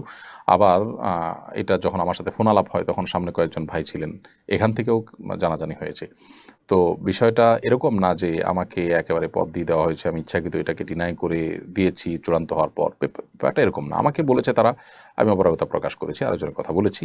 এই তো আমাকে যেরকম বলেছে এরকম আর হয়তো অনেক আলেমকে তারা বলেছেন, তারাও হয়তো একই কথা বলেছেন। বিধায় এখানে আমাকে আসলে মহান বানানোটা একটু বেশি হয়ে যাচ্ছে। আল্লাহ তাআলা আমাদেরকে হেফাজত করুন। এরপর প্রশ্ন হলো, আপনি ডক্টর আহমদ খালিদ হোসেন সাহেবকে কেন সরকারে দিলেন? আপনার মতে উনি কেমন তার সম্পর্কে আমাদের কিছু বলুন, যাতে তার বিষয়ে কিছু জানতে পারি। আর ডক্টর আহমদ খালিদ হোসেন সাহেব সম্পর্কে অনেকে জানেন না হয়তো। তিনি অত্যন্ত প্রথিতযশা একজন আলেম দ্বীন, এবং ডক্টর আহমদ খালিদ হোসেন সাহেবকে আল্লাহ রাব্বুল আলামিন বহুমুখী প্রতিভা দিয়েছেন। ইংরেজি, আরবি, বাংলা 3 ভাষায় তিনি পারদর্শী। আবার তিনি একজন বুদ্ধিজীবী মানুষ। জাতীয় দৈনিকে দীর্ঘদিন পর্যন্ত তিনি আর্টিকেল লেখেন, প্রবন্ধ লেখেন, সম্পাদকীয় উপসম্পাদকীয় লেখেন, এবং আল্লাহ তাআলা তাকে এই যোগ্যতা দিয়েছে যে তিনি সব ধরনের মানুষের সাথে চলতে পারেন। তো এই জন্য আমার কাছে তাকে যথেষ্ট উপযুক্ত মনে হয়েছে। শুধু আমি কেন, এদেশের সংখ্যাগরিষ্ঠ মানুষদের বা বিভিন্ন সেক্টরের মানুষদের নেতৃত্ব দেয় এই যেরকম ইসলামী ঘরানার নেতৃবৃন্দ তারাও সবাই তাকে সাপোর্ট করেছেন। সো তিনি উপযুক্ত মানুষ, এবং আল্লাহ তাআলা তার প্রতি রহম করুন, আমরা সে দোয়া করি, এবং তার কাজটাকে আল্লাহ তাআলা সহজ করে দিন, আমরা সে দোয়া করি। আমরা সবাই ইনশাআল্লাহ সর্বাত্মকভাবে তাকে সাহায্য করব ইনশাআল্লাহ। দোকানে অনেক কাস্টমার কাপড় বানাতে দিয়ে যায়, কিন্তু কিছু কাস্টমার কাপড় বানাতে দিয়ে কাপড় নেয় না, এবং মেমোতে লেখা আছে 1 মাসের ভিতর ডেলিভারি না নিলে কর্তৃপক্ষ দায়ী নয়। তারপরও 6 মাস 1 বছর রাখার পর কাপড়ের মালিক আসে না। এখন আমার করণীয় কি? না নেওয়ার কারণ এটাও হতে পারে যে কাপড়ের মূল্য থেকে মজুরি বেশি। ভাই, যদি এরকম হয় যে আসলে কাপড় বানাইতে দিছে কিন্তু সে আর নেয় না, আছে এরকম লোক বহুত আমাদের দেশে। তো যদি এরকম হয় এবং আপনার মেমোতে স্পষ্ট লেখা থাকে এতদিন না এলে আর আপনি আমার দায়িত্ব নাই, তাহলে সেক্ষেত্রে আপনি এটা বিক্রি করে আপনার মজুরির যে টাকা সেটা আপনি নিয়ে বাকি টাকা ওই ব্যক্তির তরফ থেকে দান করে দিবেন। কথা কি বুঝাতে পারছি? ধরেন জামার দাম হলো 2000 টাকা, রেডিমেড জামাটা, এটা বিক্রি যা করতে পারেন, এখন 2000 তো কেউ নিবে না, আরেকজনের গায়ের মাপের জামা, আপনি 1500 বিক্রি করতে পারলেন, 1000 বিক্রি করতে পারলেন, মজুরি 500 টাকা, তাহলে মজুরি 500 রেখে বাকি টাকা ওই ব্যক্তি যার কাপড় যে নেয় নাই তার পক্ষ থেকে দান করে দিবেন গরিব দুঃখীকে, ব্যাস শেষ। আর যদি এমন হয় যে এটা বিক্রি করলে যে টাকা পাবেন আপনার মজুরির টাকাই হবে না, তাহলে তার কোনো কথাই নেই, পুরোটাই আপনি রেখে দেবেন। নামাজ পড়া অবস্থায় সেজদার জায়গায় ফু দিয়ে নামাজ পড়া যাবে কিনা? নামাজ পড়া অবস্থায় অনেকে সেজদার জায়গায় বেশি ধুলাবালি দেখলে একটা ফু দিয়ে নেয়, অনেক সময় 2-3টাও দেয় ফু। এই ফুটো দিয়া এরপরে সেজদা যায়, এরকম লোক আছে না নেই? সামান্য ধুলাবালি আছে, একটু কপালে নাকে লাগবে, এরকম যদি হয় তাহলে সেক্ষেত্রে ফুটু না দিয়ে সরাসরি সেজদায় চলে যাওয়া উচিত। কারণ ফু দেওয়া এটা নামাজের ভেতরকার কাজ না বাহিরকার কাজ? নামাজের মধ্যে যা যা করা লাগে এর মধ্যে কি ফু দেওয়া বলতে কিছু আছে? নাই, তাহলে তো নামাজের কাজ না, এটা নামাজের বাইরের কাজ। নামাজের মধ্যে নামাজের বাইরের কাজ করা যাবে না। যদি বাইরের কোনো কাজ এমন হয় যেটা না করলে কোনো উপায় নেই, যেমন কথার কথা মশা একটা কামড় দিছে, এমন জোরে কামড় দিছে আর এমন ব্যথা যন্ত্রণা শুরু হয়েছে, জ্বালা শুরু হয়েছে যে ওই জায়গায় একটু না ডললে আপনার অনেক কষ্ট হয়ে যাচ্ছে, তাহলে হালকা করে এটা ডলা দেন। যদি একটা মাইট দেওয়া লাগে একটা মাইট দেন, এতটুকু করতে পারেন। মোবাইলটা হঠাৎ করে বেজে উঠছে নামাজের মধ্যে, এখন এটার আওয়াজের চোটে সব মুসল্লিদের নামাজ বরবাদ হয়ে যাবে। আপনি আস্তে করে হাত দিয়ে পকেটের মধ্যে আপনি ওইটা বন্ধ করে দেন, অথবা টিপ দিয়ে ওইটার গলা চিপা ওইটার চিল্লে বন্ধ করে দেন। এতটুকু আপনি করতে পারবেন। অনেকে আছে দেখবেন মোবাইল বাজতে পুরা মুসল্লিদের সবার নামাজের 12টা বাজানো শেষ, তারপর উনি মোবাইলের দিকে হাত দেয় না। ওই যে হাত বাঁধলে নামাজ ভাঙি যায় কিনা এই চিন্তা। তো এতটুকু সামান্য কাজ করলে নামাজ ভঙ্গ হবে না। আর এটা করা জরুরি, কারণ না করলে সবার মনোযোগ নষ্ট হচ্ছে, সেজন্য এটুক করা যাবে। যদিও আগে থেকেই সাবধান থাকা উচিত ছিল, মোবাইল বন্ধ করে নামাজ পড়া দরকার ছিল। যেহেতু ভুলে গেছে কোনো কারণে, তো নামাজের মধ্যে আওয়াজ হলেও আস্তে করে চাপ দিয়ে, অনেকে আপনার প্রত্যেকে যে যেটা মোবাইল ব্যবহার করে, যে বিভিন্ন বাটন টিপ দিলে এটা টিপ দিলে বন্ধ হবে, আনুমানিক আন্দাজে কয়েকটা টিপে শুরু করলে বন্ধ তো হয়ে যাবে। আবার অনেকে আছে বাইর করে এরকম ভালো করে দেখে, হ্যাঁ কলটা কে দিল, ওর চোদ্দ গোষ্ঠী উদ্ধার করার নিয়ত করে মনে মনে। তো এই সমস্ত যদি করেন তাহলে নামাজ নষ্ট হয়ে যাবে।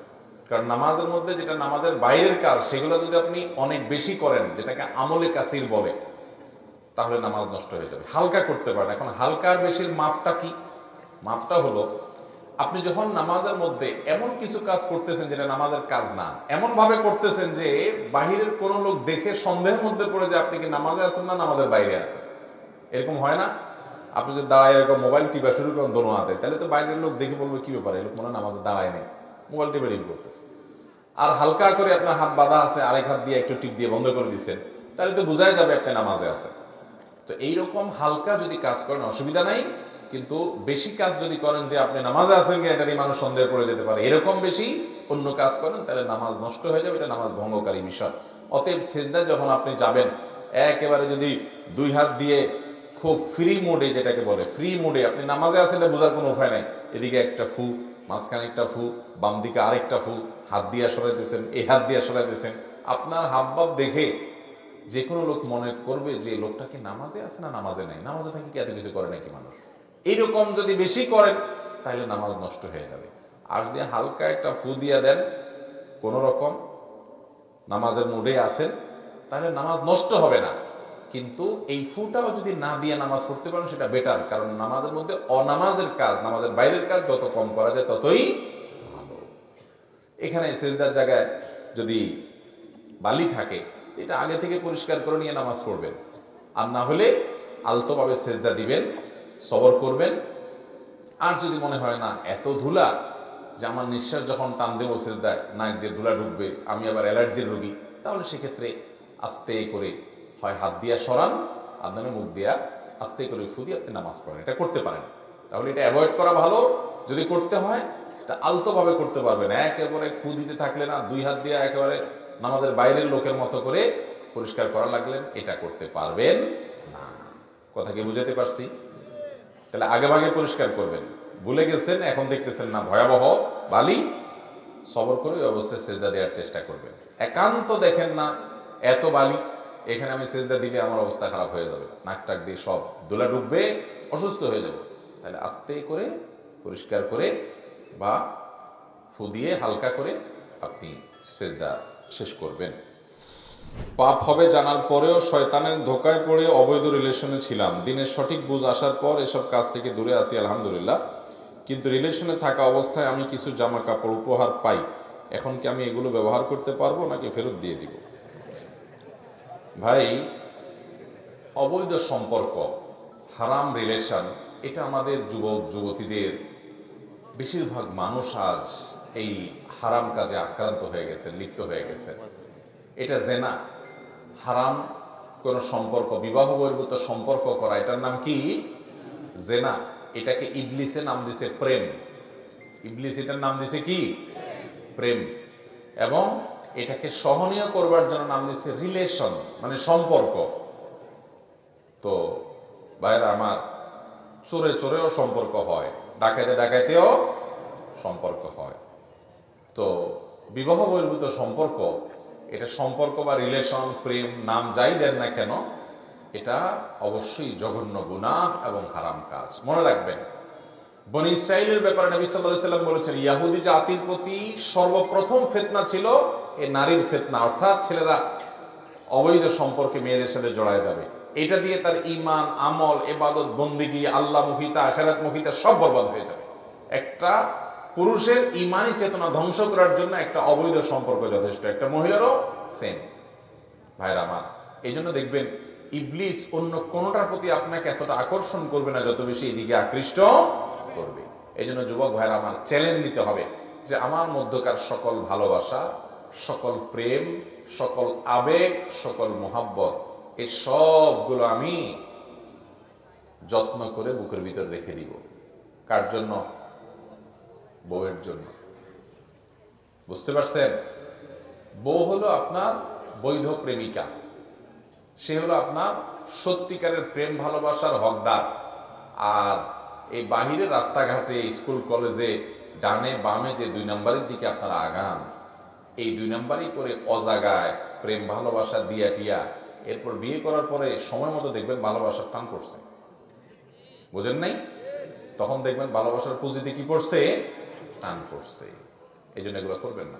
এখন কথা হলো, এক সময় ভুল পথে ছিলাম, আল্লাহ হেদায়েত দিছে, এখন সঠিক পথে আসছি, হারাম রিলেশন এখন আর করি না, আল্লাহর ভয়ে সব ছেড়ে দিয়েছি।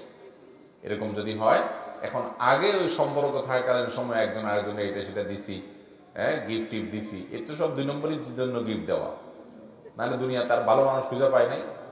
বহুত ছেলে আছে যে নিজের বাপের জীবনে একটা 10 টাকার জিনিস কিনে দেয়নি, নিজের বোনটারে কোনোদিন কিনে দেয়নি, নিজের ভাইটারে কোনোদিন কিনে দেয়নি, মার জীবনে একটা 10 টাকা দিয়ে 20 টাকা দিয়ে একটা আইসক্রিম কোনোদিন কিনে দেয়নি।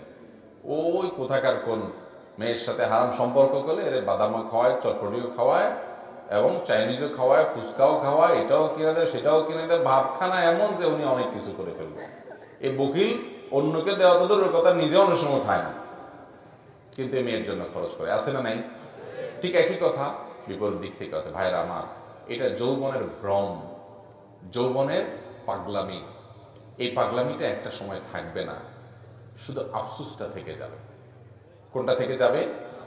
আল্লাহর কসম করে বলি যুবক ভাইরা আমার, যৌবনে যে যৌবনকে নোংরামি দিয়ে আপনি পরিপূর্ণ করে ফেলছেন, আপনার এই যৌবনের পাগলামি, এই জেনা ব্যভিচারের খাহেশ, এটা চিরকাল থাকবে না। একটা সময় এগুলো চলে যাবে মাথা থেকে। জীবনের বাস্তবতা আপনি একসময় উপলব্ধি করতে পারবেন, কিন্তু তখন যেটা থেকে যাবে সেটা কি? যৌবনকালে যে হারাম সম্পর্ক করে আল্লাহকে নারাজ করেছেন, আমলনামা বরবাদ করেছেন, চরিত্র ধ্বংস করেছেন, ভালোবাসার পাত্রে ব্যবহার করেছেন, এবং হারাম রিলেশন করে নিজের ভেতর বাহিরকে নোংরা করে ফেলেছেন, সেজন্য আফসুসটা ঠিকই থেকে যাবে সারা জীবন। এই জন্য বুদ্ধিমান যুবক, বুদ্ধিমান যুবতীরা তাদের যৌবনকে হেফাজত করে অন্যায় থেকে, অশ্লীলতা থেকে। আল্লাহ তাআলা আমাদের যুবক এবং তরুণদেরকে হিম্মত এবং সৎসাহস দান করুন। সৎসাহস নিতে হবে ভাই। সব যুবকরা এ অপকর্মে জড়ায় যাচ্ছে, সবারই একটার সাথে রিলেশন, একাধিকটার সাথে রিলেশন আছে। আপনি সবাই তালে যদি তাল মিলান, তাহলে আপনি আর কিসের বিশেষ হলেন? আপনি তো বিশেষ হবেন যে সবাই পাগলামি করলে আমি একটু ভিন্ন হব, আমি ইউনিক হব, আমি শ্রেষ্ঠ হব, যে না আমি পাগলামিতে নাই। শত শত যুবক আছে সমাজের, একটা যুবক আজ থাকলেও আমি আছি যে আমি এই পথে নাই। চেষ্টা করবো তো ইনশাআল্লাহ। এখন কথা হলো, ওই আগের সময়ে যখন আপনি ভুল পথে ছিলেন, তখন যে আদান প্রদান হয়েছে, উপহার ইত্যাদি, এটা সেটা, তো এইগুলো থাকলে বেশিরভাগ ক্ষেত্রে ওই আবার মনে পড়ে সেই পুরান দিনের অপকর্মের কথা, গুনাহের কথা, জেনার কথা। এই জন্য এগুলো বিক্রি করে ফেলেন না, কাউকে দিয়ে দেন, হ্যাঁ, অথবা পারলে ফেরত দিয়ে দেন। যে কোনোভাবে এটা চোখের থেকে আড়াল করে ফেলান, যাতে করে গুনাহের কথা স্মরণ না হয়, তার কথা স্মরণ না হয়। আল্লাহ তাআলা আমাদেরকে সৎ সাহস যেন আমরা অর্জন করতে পারি সেই তৌফিক দান করুন। যুবক ভাইরা আমার, আমাদেরকে সৎ সাহস অর্জন করতে হবে। সৎ সাহস আল্লাহ তাআলা প্রত্যেকের জীবনে জীবন সঙ্গিনী বেঁচে থাকলে আল্লাহ তাআলা দিবেন, রেখে দিয়েছেন, অতএব তাদের জন্য জমা করে রাখেন। খবরদার ভাইরা আমার, পশ্চিমা দুনিয়া, সারা পৃথিবী আপনি তাকান, এই অবৈধ রিলেশনকে যারা কোনো দোষের কিছু মনে করে না, এটাকে মানুষের অধিকার মনে করে, সেই দেশগুলোতে যায় দেখেন, পারিবারিক জীবন, পারিবারিক শান্তি বলতে কোনো কিচ্ছু নেই, ধ্বংস হয়ে গেছে। আমাদের মুসলমানদের অন্য কোনো কিছু থাকুক না থাকুক, পারিবারিক রিলেশনটা, এটা আমাদের অনেক বড় একটা গর্বের ধন, যেটা পৃথিবীর অন্য কোনো ধর্মের মানুষের মধ্যে এরকম নাই। তো এটা আপনি নিজেরটা নিজে শেষ করে দিবেন এই হারাম রিলেশনের কারণে। এটা আপনাকে শেষ করবে, এটা ইবাদতের স্বাদ নষ্ট করে দিবে, আল্লাহ থেকে দূরে সরাই দিবে। অতএব এই হারাম সম্পর্ককে না করবো তো ইনশাআল্লাহ। আল্লাহ তাআলা আমাদের সব যুবক ভাইদেরকে আমল করার তৌফিক দান করুন। ক্ষমতার পালাবদলে যে অস্থিরতা তৈরি হয়েছে, তাতে দেশের অনেক জায়গায় লুটতরাজ চলছে। আপনাদের মতো আলেমগণ মানুষের অধিকার বিষয়ে অনেক কথা বলেন, তারপরও মানুষের মধ্যে পরিবর্তন আসছে না। সুযোগ পেলেই তারা অন্যের ক্ষতি সাধন করছে। এর কারণ কি বলে মনে করেন? দেখুন, একটা সমাজের মূল স্রোতের বিপরীতে ওলামা একরাম চেষ্টা করে থাকেন যখন সমাজটা সেকুলার সমাজ হয়। আমাদের অবস্থা অনেকটা সেই, অর্থাৎ গোটা দেশের সমস্ত প্রতিষ্ঠানগুলো মানুষকে ভোগবাদী করছে, মানুষের ভিতরে নীতি নৈতিকতা যাতে গেঁথে যেতে পারে তার জন্য সহায়ক ভূমিকা পালন করছে না। ওলামা একরাম একা চেষ্টা করছেন, অর্থাৎ রাষ্ট্রযন্ত্রের যে প্রচেষ্টা সেটা ওলামা একরামের অনুকূলে নয় এই ক্ষেত্রে। তো যার কারণে আসলে এখানে যে খুব বেশি প্রভাব পড়ছে তা না, কিন্তু আবার একেবারে প্রভাব পড়ছে না তাও না। আমি একটা কথা প্রায়শ বলার চেষ্টা করি, এই দেশে তৃতীয় বিশ্বের যে অবস্থা থাকে, মানুষের মধ্যে অভাব অনটনের কারণে, নানা কারণে মানুষের নীতি নৈতিকতা আদর্শ ব্যক্তিগতভাবে মানুষের যে চরিত্র সেটাতে প্রচুর পরিমাণ অবনতি দেখা দেয়। তো এরকম পরিস্থিতিতেও আমাদের দেশে যতটা আইনশৃঙ্খলা নিয়ন্ত্রণে আছে, যতটা মানুষ ভালোর পথে আছে, তার পেছনে আইনশৃঙ্খলা রক্ষাকারী বাহিনীর যে অবদান আছে তার পাশাপাশি ওলামা একরামের অবদানও কিন্তু অনেক বেশি। বিধায় একজন মুসলিম হিসাবে আমরা চেষ্টা করব প্রত্যেকে নিজে সৎ থাকার, আমাদের আশপাশটাকে জাগ্রত করবার, এবং এই প্রচেষ্টা অব্যাহত থাকবে। কেমন যত নিকটবর্তী হয় মানুষের মধ্যে অসততার পরিমাণ বাড়বে। বিশেষ করে আমাদের দেশে সংখ্যাগরিষ্ঠ মানুষ মুসলমান হওয়া সত্ত্বেও তারা এই কাজগুলো করছেন, কারণ ওই যে আমরা ইসলামের সৌন্দর্য তাদেরকে আসলে তুলে ধরতে পরিপূর্ণভাবে পাই না। যতটুকু পেরেছি তার সুফল আমরা পাচ্ছি, কিন্তু কিছুটা ব্যর্থতা আমাদের নিতেই হবে।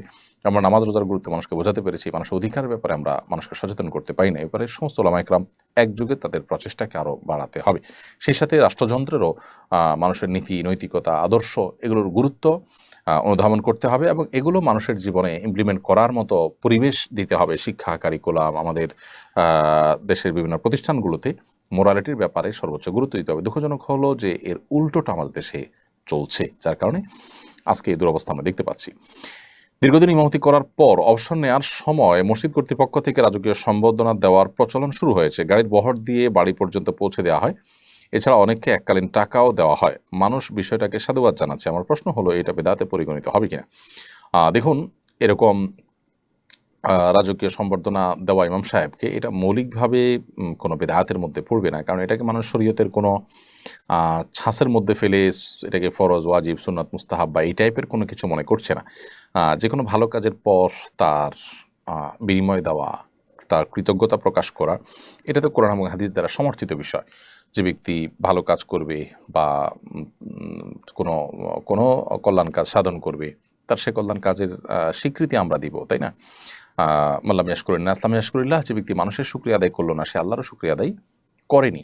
সো একজন ইমাম সাহেব এতদিন কাজ করেছেন, তার প্রতি কৃতজ্ঞতা আপনারা আদায় করলেন, এটা মৌলিকভাবে তো প্রশংসনীয় কাজ। এখন কৃতজ্ঞতা আদায়ের যে পদ্ধতি, মুখে কৃতজ্ঞতা আদায় করা, তাকে হাদিয়া তোহফা দিয়ে স্মরণীয় করে রেখে তার কৃতকর্মের স্বীকৃতি দেওয়া, কৃতজ্ঞতা আদায় করা, এগুলো সবগুলোই কৃতজ্ঞতার শামিল। শরীয়ত আমভাবে যখন কৃতজ্ঞতা আদায় করতে বলেছে এবং তার কোনো পদ্ধতি ফিক্স করে দেয়নি, সো শরীয়তের নিষিদ্ধ কোনো কিছু না হয় এরকম যে কোনোভাবে আমরা তার কৃতজ্ঞতা আদায় করতে পারি, সেই হিসাবে এটি কোনো বেদাতে পরিগণিত হবে না, বরং এটি একটা ভালো প্র্যাকটিস বলে আমি মনে করি।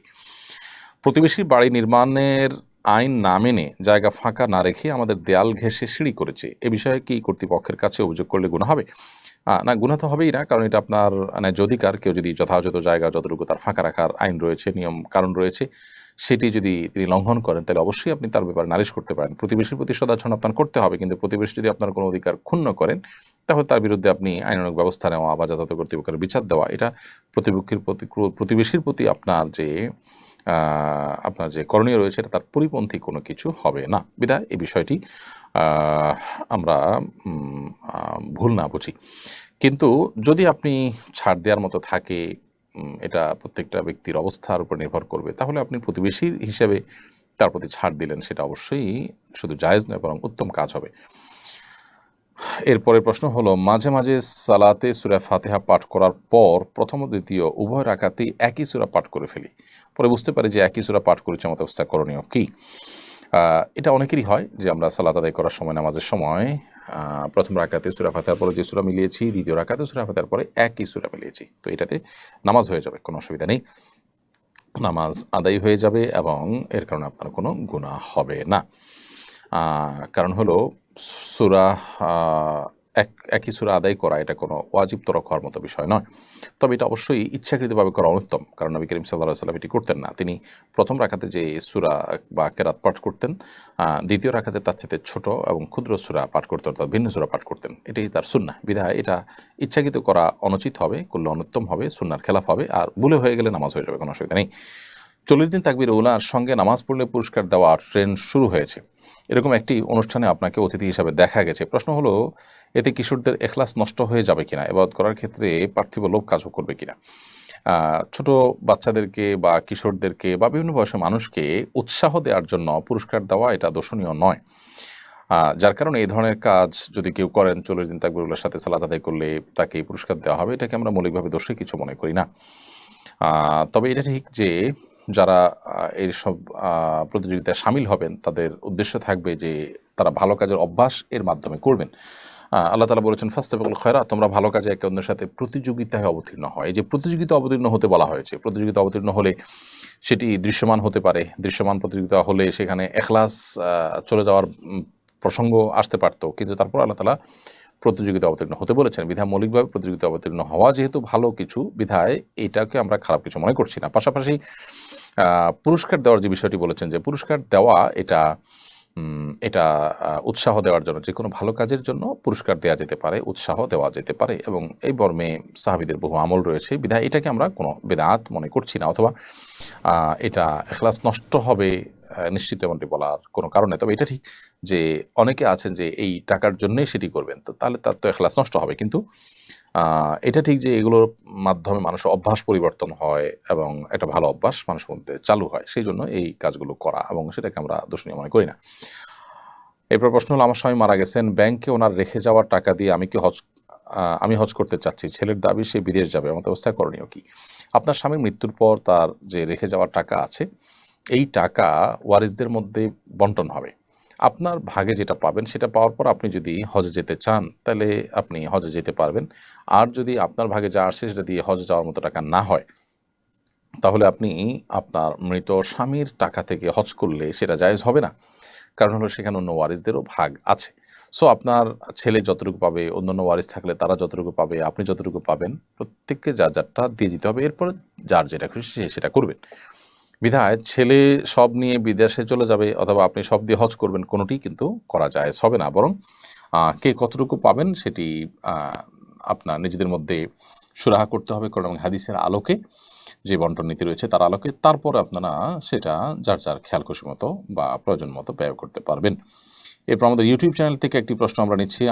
আমি আমার কানে চাপ দেয়া কানের দুল পরি, এক্ষেত্রে অজু করার সময় কি তা খুলে অজু করতে হবে? চাপ দেয়া কানের দুল পরেন আপনি, হয়তো সম্ভবত টিপ কানের দুল পরার কথা বলেছেন। তো এখানে অজু করার সময় আপনার হালকা একটু নাড়া দেওয়ার মতো ব্যবস্থা থাকলে একটু নাড়া দিবেন, বাস। নিশ্চয়ই একটু নড়ার মতো ব্যবস্থা থাকবে, তাতে একটু নাড়া দিবেন, তাতেই চলবে ইনশাআল্লাহ। খুলেই প্রত্যেকবার আপনাকে অজু করতে হবে এটা জরুরি না। আর যদি এত টাইট থাকে যে আসলে সেটা কোনোভাবে মুভ হয় না, ফিক্স হয়ে থাকে, তাহলে সেক্ষেত্রে আপনার এ ধরনের গহনা খুলে তারপরে অজু করতে হবে। বিশেষ করে আপনার কানের ছিদ্র বা গহনার নিচের অংশে পানি পড়ছে না, এরকম যদি হয় তাহলে সেক্ষেত্রে আপনি খুলে নেবেন। সচরাচর এরকম হয় না, বিধায় একটু নাড়া দিলেই চলবে। এরপর প্রশ্ন হলো, কৃত্রিম বুদ্ধিমত্তা আমাদের প্রাত্যহিক জীবনের অংশে পরিণত হয়েছে। মানুষ হিসাব কিতাব, কোডিং পদ্ধতি রচনার মতো জটিল কাজও কৃত্রিম বুদ্ধিমত্তার সাহায্যে করছে। আমার জিজ্ঞাসা হলো, কৃত্রিম বুদ্ধিমত্তার সাহায্যে কোনো মাসআলা জেনে সে মোতাবেক আমল করা যাবে কিনা? দেখুন, এআই বা আর্টিফিশিয়াল যে ইন্টেলিজেন্ট আছে, এর মাধ্যমে যদি আপনি কোনো মাসআলা জানতে চান এবং উত্তর দেওয়া হয়, সেটা আপনি ভেরিফাই করবেন, তারপরে আমল করবেন। বিশেষ করে সেখানে যদি তথ্য উপাত্ত প্রমাণ সূত্র দেওয়া থাকে, তাহলে সেটার উপরে আমল করতে পারেন। তা না হলে এই সমস্ত তথ্য উপাত্তের মধ্যে ভুল থাকতে পারে, কারণ তারা তো আপনার এই এআই বা কৃত্রিম বুদ্ধিমত্তা, সেটা তো অনলাইন থেকে কালেকশন করে আপনাকে উত্তর দিবে। সেখানে ভুল কিছু থাকলে ওই ভুলটাই আপনাকে দিবে। ভালো মন্দ, সঠিক বেঠিক দুইটাই থাকতে পারে। এজন্য শরীয়তের মতো গুরুত্বপূর্ণ বিষয়, মাসালা মতো গুরুত্বপূর্ণ বিষয় সেখান থেকে নিচ্ছেন, সে যেখান থেকে কালেক্ট করে দিচ্ছে সেটা সঠিক কিনা এটা ভেরিফাই করা দরকার। অথবা সেখানে যে তথ্যপত্র পাচ্ছেন সেটা আপনার যদি থাকে, তথ্যসূত্র সহকারে উল্লেখ থাকে যেটার উপর আস্থা রাখা যায়, তাহলে সেটা আপনি করতে পারেন। যদি মজার ছলে কেউ নিজেকে হিন্দু বলে এরপর আল্লাহর নিকট তওবা করে এবং কান্নাকাটি করে মাপ চায়, তাহলে আল্লাহ মাফ করবেন কিনা? মজার ছলে কেউ নিজেকে হিন্দু বললে সেটা অবশ্যই জঘন্য অপরাধ। নিজেকে মুশরিক এটা দুষ্টুমি করে বলাটাও অপরাধ। তারপরও যদি কেউ এটি করার পর নিজের ভুল বুঝতে পারেন এবং তওবা করে মাপ চান, অবশ্যই আল্লাহ তাআলা ক্ষমা করবেন। আল্লাহ তাআলা ক্ষমাশীল। বিধায় ব্যাপারটি এরকম না যে আল্লাহ তাআলা তাদেরকে ক্ষমা করবেন না। বৈষম্য বিরোধী ছাত্র আন্দোলনের প্রথম শহীদ আবু সাঈদের পরিবার আবু সাঈদের ভাস্কর্য না বানানোর জন্য অনুরোধ করেছেন। এই বিষয়টিকে কিভাবে দেখছেন? দেখুন, বৈষম্য বিরোধী ছাত্র আন্দোলনে যিনি মারা গেছেন আবু সাঈদ, আল্লাহ তাআলা তাকে শাহাদাতের মর্যাদা দান করুন। তার পরিবারের একটা চিঠি আমিও দেখেছি যে তার বাবা সেটি লিখে অনুরোধ করেছেন। অনেকেই তাকে স্মরণীয় করে রাখবার জন্য তার ভাস্কর্য নির্মাণ করতে চেয়েছেন। তার প্রতি ভালোবাসা প্রকাশ করতে গিয়ে তার বাবা বলেছেন সে ব্যক্তিগতভাবে ধার্মিক মানুষ ছিল। আমরা তার ফেসবুক স্ট্যাটাসগুলো দেখেছি যে সে পরিষ্কার একজন ধার্মিক মানুষ ছিলেন এবং বাবা মা ধার্মিক, যার কারণে তারা এটি না করার অনুরোধ করেছেন। এখানে আমাদের জন্য অনেক বড় একটি শিক্ষা রয়েছে। আমি এটাকে খুব পজিটিভ এবং ভালো একটা উদ্যোগ দেখতে পাচ্ছি। মানুষকে স্মরণীয় করে রাখার জন্য আসলে ভাস্কর্যের কোনো প্রয়োজন নেই। মুহাম্মদ সাল্লাল্লাহু আলাইহি ওয়াসাল্লাম পৃথিবীতে সবচেয়ে স্মরণীয় বরণীয়, তার কোনো ভাস্কর্য পৃথিবীতে নেই। ভাস্কর্য থাকলেই মানুষ স্মরণীয় বরণীয় হয় না। অনেক সময় ভাস্কর্য থাকার পর মানুষ অপমানিত হয় এবং অসম্মানিত হয়। বিধায় মানুষকে স্মরণীয় বরণীয় বা সম্মানিত করবার জন্য এটি কোনো বিশুদ্ধ পদ্ধতি নয়। শয়তান মানুষের উপরে নানাভাবে প্রভাব সৃষ্টি করে, মানুষকে ক্ষতি সাধন করে যেসব প্রক্রিয়ার উপরে মাধ্যমে, তার মধ্যে একটা হলো এই প্রাণীর যে অবয়ব বা আকৃতি তৈরি করা হয় সেটার উপরে শয়তান ভর করে। এটা শয়তানের বাহন অনেকটা বলতে পারি। এটা নিয়ে অনেক গবেষণা আছে, অনেক আলাপ আছে। সংক্ষিপ্ত ভাষণের এই প্রশ্নোত্তরের সেশনে আমরা বিস্তারিত বলতে পারবো না। শুধু এটুকু বলছি যে এ সমস্ত প্রাণী, কোনো প্রকার প্রাণী, মানুষ হোক অন্য কোনো প্রাণী হোক, তার অবয়বকে ভাস্কর্য আকারে নির্মাণ করা, পুতুল ইত্যাদি তৈরি করা এবং সেগুলো প্রদর্শন করা, এটা শরীয়তে হারাম করা হয়েছে। যারা এগুলো নির্মাণ করবে তাদের ঠিকানা জাহান্নাম বলা হয়েছে। আমরা হয়তো বলতে পারি সমস্যাটা কি, দেখতে তো সুন্দর, এটা তো ভালো লাগছে আমাদের কাছে। দেখুন, আমাদের বর্তমান যুগে যে টেকনোলজি আছে, আজ থেকে 100 বছর আগে পৃথিবীতে যারা এসেছেন তারা এই টেকনোলজি সম্পর্কে জানেন না। আমাদের এই টেকনোলজির বিষয় যদি তাদেরকে বলা হতো, তাদের কাছে হাস্যকর মনে হতো যে কীভাবে সম্ভব, এই জায়গায় টিপ দিবেন আর জায়গায় লাইট জ্বলবে, ফ্যান চলবে, কীভাবে সম্ভব যে ভয়েস কমান্ড দিবেন আর একটা কাজ হয়ে যাবে। আমাদের কাছে এরকম হাস্যকর, তাদের কাছে এরকম হাস্যকর মনে হবে যারা এই টেকনোলজি সম্পর্কে জানতেন না। ঠিক একইভাবে আল্লাহ রাব্বুল আলামিন মহান সৃষ্টিকর্তা, তার যে টেকনোলজি, কেন তিনি এই ভাস্কর্য, এগুলো প্রাণীর ভাস্কর্য তৈরি করতে আমাদেরকে নিষেধ করেছেন, সেগুলোতে ক্ষতিকর দিক কী, সেটা আমাদের টেকনোলজি, আমাদের ইয়েতে রাডারে ধরা পড়বে না বা আমাদের বোঝা হতে আসলো না। কিন্তু আল্লাহ রাব্বুল আলামিন যিনি হাকিম, যিনি আলিম, তিনি সব কিছু জানেন, যিনি আমাদের মহান সৃষ্টিকর্তা, তিনি যেটা নিষেধ করেছেন এর ভিতরে আমাদের প্রভূত কল্যাণ রয়েছে এটাকে মেনে চলার মধ্যে। বিধায় এটাকে আমরা মেনে চলবো। আবু সাঈদের বাবা, আমি বলি, একটা সুন্দর দৃষ্টান্ত স্থাপন করেছেন। তার সন্তানের প্রতি যে ভালোবাসা দেশে মানুষের রয়েছে, অন্তরে যে স্থান তিনি করেছেন, আমার মনে হয় এটা তার পরিবারের জন্য যথেষ্ট। সে সাথে এখান থেকে আরেকটা বিষয় আমরা জানলাম যে এই বৈষম্যবিরোধী ছাত্র আন্দোলনে এদেশের ধার্মিক মানুষদের অংশগ্রহণই ছিল সবচেয়ে বেশি। সো এই আন্দোলনের ফসল হিসাবে যারা আসছেন ক্ষমতায়, তারা যেন এদেশের মানুষের চিন্তা চেতনা, মানুষের বিশ্বাস, এগুলোর প্রতি তারা শ্রদ্ধাশীল যেন থাকেন, সেটি তাদেরকে সতর্ক থাকতে হবে। নতুন সরকারের কাছে আলেমদের প্রত্যাশা কি? আলেমদের প্রত্যাশা কি? আমি তো আর সব আলেমদের প্রতিনিধি না যে সবাই আমাকে দায়িত্ব দিয়েছে আমি সবার প্রত্যাশা বলে দিব। তবে আমার ধারণা ওলামা একরামের প্রত্যাশা, সর্বস্তরের মানুষের যে প্রত্যাশা রয়েছে সেটা আসলে পরিমাণে অনেক বেশি না, যদিও আমাদের সমাজের সমস্যা অনেক বেশি। মোটা দাগে মানুষ, এদেশে মানুষের আবেগ অনেক বেশি, যার কারণে মানুষ অনেক বেশি চায় না। অল্প কিছুতেই বাঙালি অনেক খুশি হয়ে যায়। আর কিচ্ছু না করে যদি শুধুমাত্র এদেশে দুর্নীতিটা দূর করে ফেলতে পারে কেউ, তাহলে আমার মনে হয় এদেশে মানুষের আর অন্য কোনো বিষয়ে দুঃখ খুব একটা থাকবে না।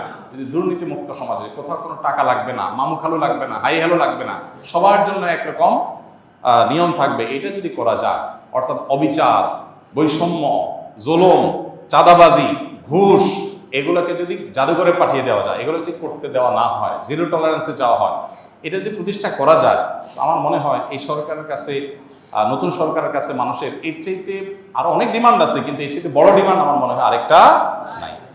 দেখুন, আমি প্রায় সময় বলি 50 বছরের বেশি সময় হয়ে গেছে আমরা দেশটাকে স্বাধীন করেছি, আমাদের বাবারা চাচারা স্বাধীন করেছেন।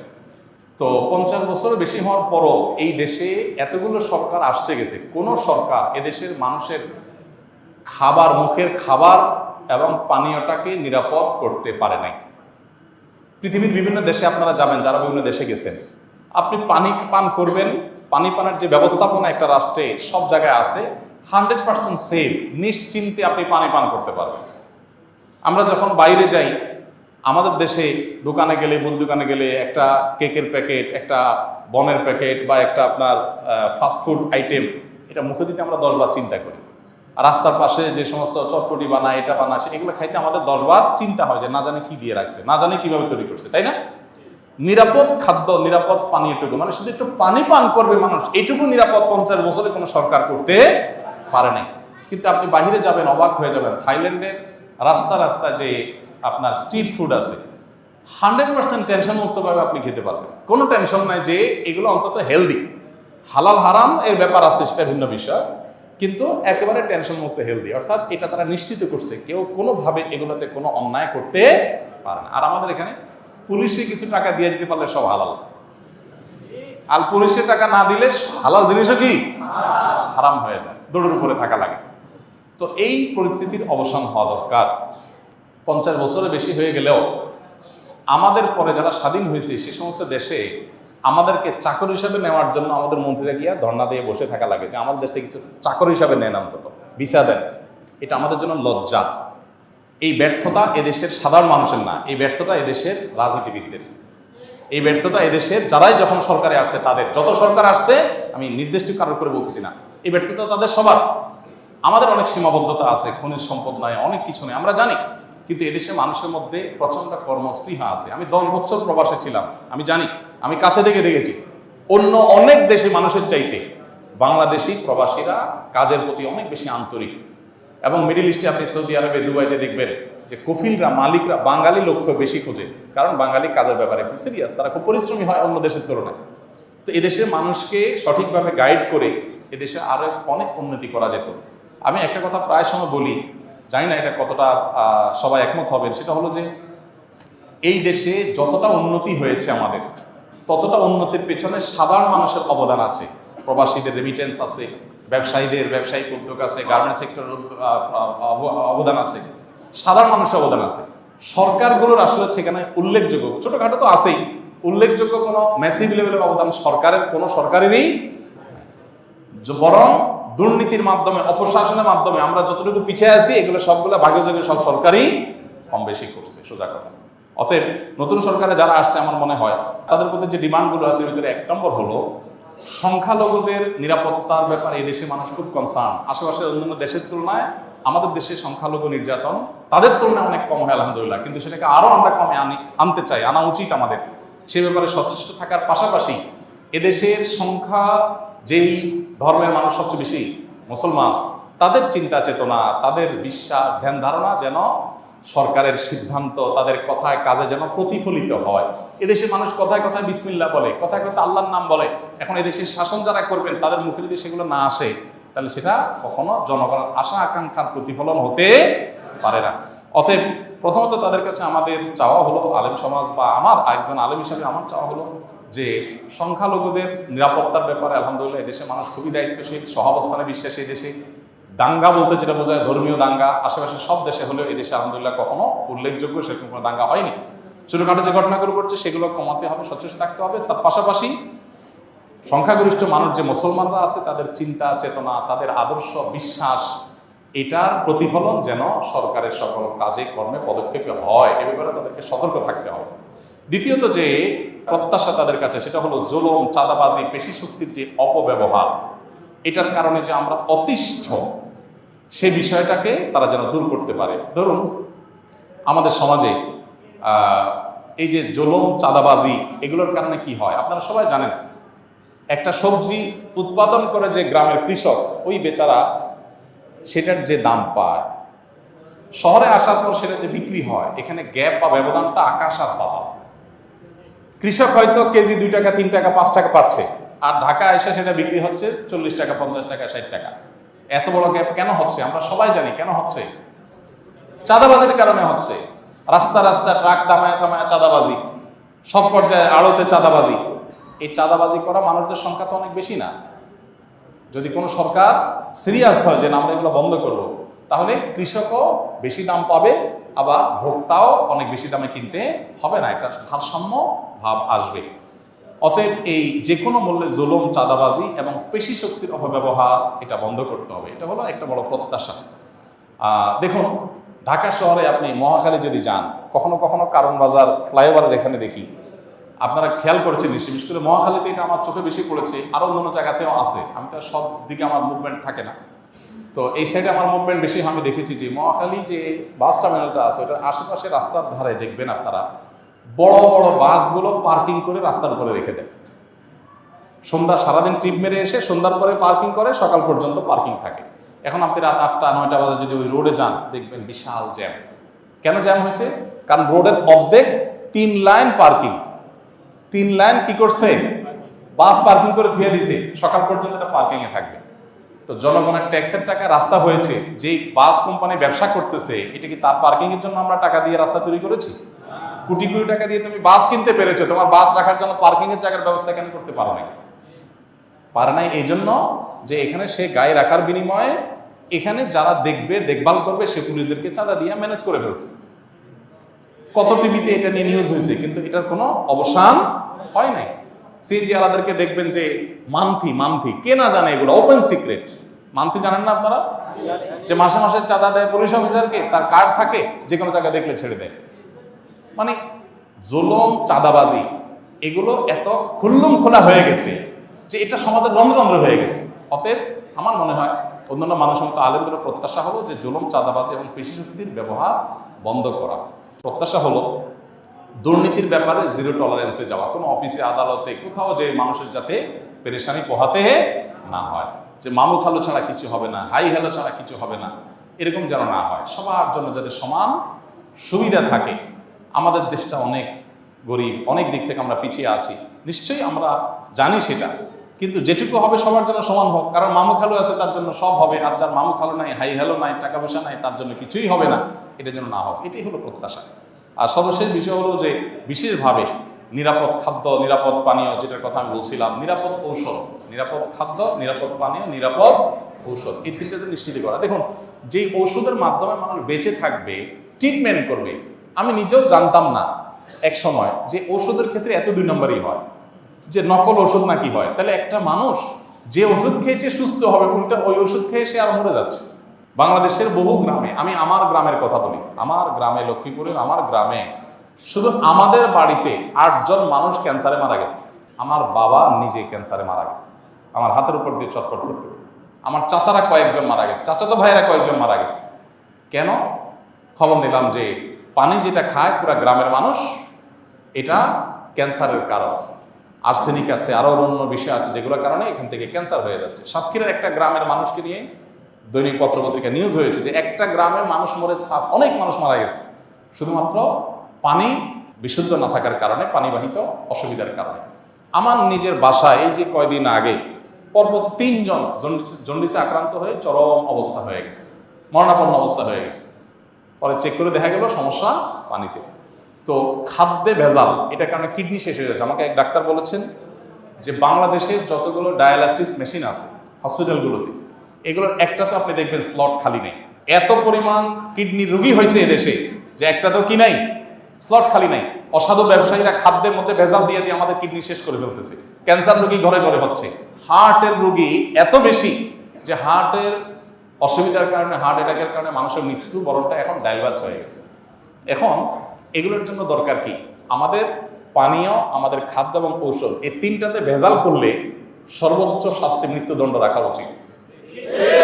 কারণ আপনি এগুলোতে ভেজাল দিয়া মানুষকে মৃত্যুর মুখে ঠেলে দিচ্ছে, এটা মানুষ হত্যার কাজই করতেছেন। অতএব এবারে সর্বোচ্চ টলারেন্স রাখা উচিত, কোনো চেহারা না দেখে যে মানুষের খাদ্যে ভেজাল দিলে। আমরা দেখি ভেজাল বিরোধী অভিযান হয়, ম্যাজিস্ট্রেট যা এটা হয় সেটা হয়, আরে রং মিশাই দিয়ে আমাকে শেষ করে ফেলতেছে, আমার কিডনি শেষ, ড্যামেজ হয়ে যাচ্ছে, আমার হার্ট শেষ হয়ে যাচ্ছে, ক্যান্সার হয়ে যাচ্ছে, আর জরিমানা করতেছে 50,000। আরে 50,000 টাকা তার জন্য কোনো ব্যাপার নাকি?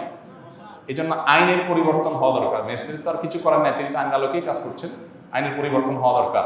নিরাপদ খাদ্য, নিরাপদ পানীয়, নিরাপদ ঔষধ, এটা নিশ্চিত করতে হবে যদি আমাদের বাঁচতে হয়।